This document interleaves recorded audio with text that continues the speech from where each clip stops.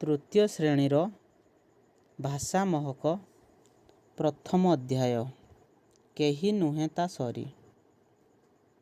ପଦ୍ୟଟିକୁ ଆମେ ଗାଇବା। ଅତି ସୁନ୍ଦର ପଦ୍ୟ, ପିଲାମାନେ ମନ ଦେଇ ଶୁଣ।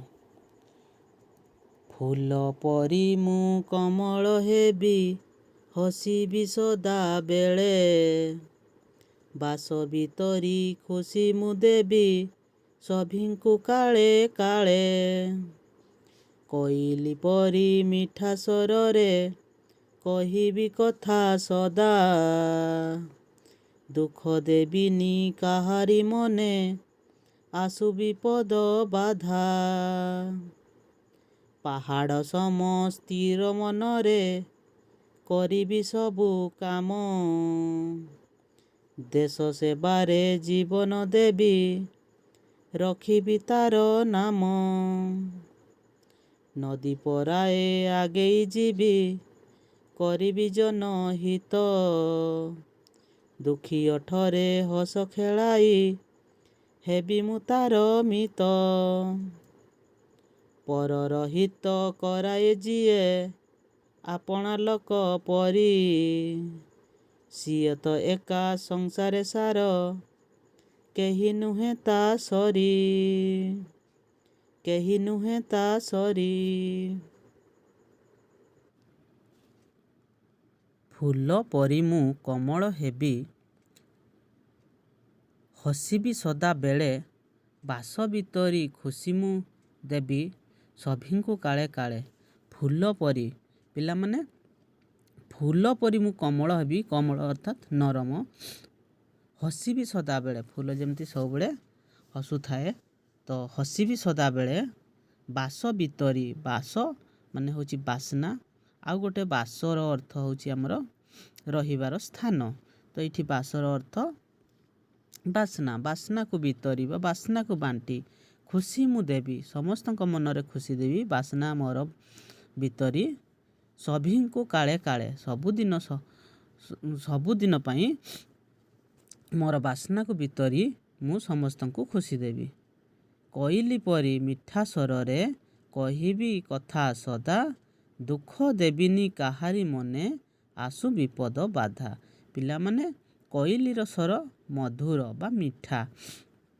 ତ କୋଇଲି ପରି ମୁଁ କଥା ହେବି, ସଦା ମାନେ ସର୍ବଦା, ସବୁବେଳେ, ଦୁଃଖ ଦେବିନି କାହାରି ମନେ, କାହାରି ମନରେ ବି ଦୁଃଖ କେବେ ବି ଦେବିନି, ଯେତେ ବିପଦ ବାଧା ଆସୁ ବରଂ ମୁଁ କେବେ କାହା ମନରେ ଦୁଃଖ ଦେବି ନାହିଁ।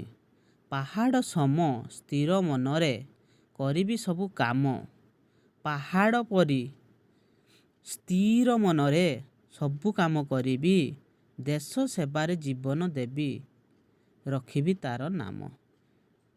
ଦେଶ ସେବାରେ ମୁଁ ମୋର ଜୀବନକୁ ଉତ୍ସର୍ଗ କରିବି, ଆଉ ତାହାର ନାଁକୁ ରଖିବି। ନଦୀ ପରାଏ ଆଗେଇ ଯିବି, କରିବି ଜନହିତ। ପିଲାମାନେ ନଦୀ ଯେମିତି ତାର ଆଗେଇ ଆଗେଇ ଚାଲିଥାଏ ସମୁଦ୍ରରେ ମିଶିବା ପର୍ଯ୍ୟନ୍ତ, ସେଇଭଳିଆ ମୁଁ ନଦୀ ପରି ଆଗେଇ ଯିବି, କରିବି ଜନହିତ। ଜନ ଅର୍ଥାତ୍ ଲୋକ, ଲୋକମାନଙ୍କର ହିତ କରି ମୁଁ ଆଗେଇ ଯିବି। ଦୁଃଖୀ ଓଠରେ ହସ ଖେଳାଇ, ହେବି ମୁଁ ତାର ମିତ।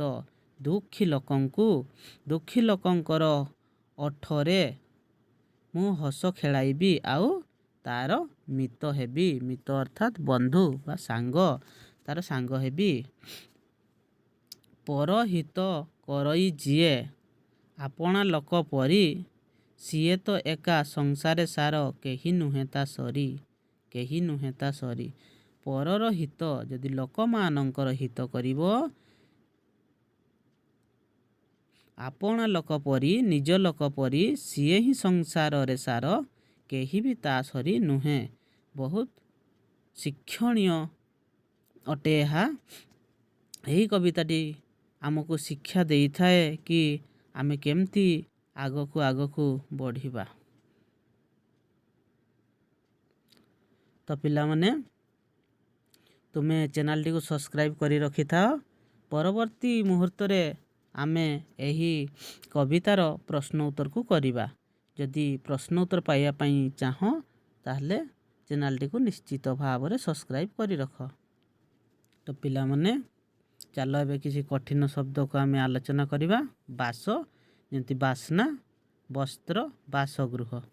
ସଭିଙ୍କୁ ଅର୍ଥାତ୍ ସମସ୍ତଙ୍କୁ, କାଳ ଅର୍ଥାତ୍ ସମୟ, ବାଧା ଅର୍ଥାତ୍ ଅସୁବିଧା, ସମ ଅର୍ଥ ସମାନ, ଜନ ଅର୍ଥ ଲୋକ, ହିତ ଅର୍ଥ ଉପକାର, ମିତ ଅର୍ଥ ବନ୍ଧୁ, ସାର ଅର୍ଥ ଶ୍ରେଷ୍ଠ, ଆପଣା ଅର୍ଥ ନିଜର।